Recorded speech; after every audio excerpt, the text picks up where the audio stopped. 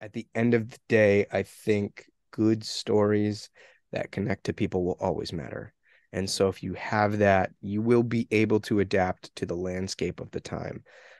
Comics in particular are an incredibly weird market because they straddle the line between entertainment and collectible.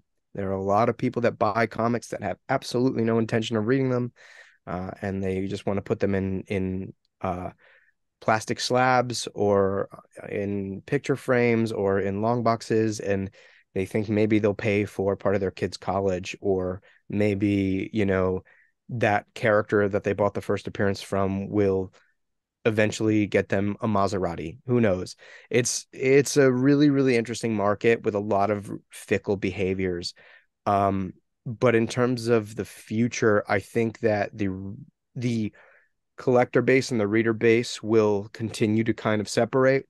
I think that the market for graphic novels and the market for collected stories will continue growing more of the reader base. I think that there will be a lot less people interested in the narrative elements of comics, actually picking up monthly comics, because one, it is daunting. Two, larger publishers, thinking specifically about companies like Marvel and DC, um, love to use cyclical gimmicks to reinstill the fear of missing out and get uh, comic book readers back into paying for their monthly fix.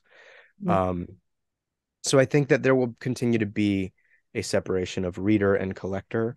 And I think that the collector's market will continue to focus on the monthly periodical single issues, and the reader's market will begin to flow more over to a more traditional book market. And I think that I hope that these larger comic book publishers will begin to see more and more of the benefits of acquiring some traditional distribution through book channels, because it's obviously a much larger market. And I think that there are a lot more people that would be interested in reading comics if they were presented with comics that fit their taste. And the problem is that's not really happening.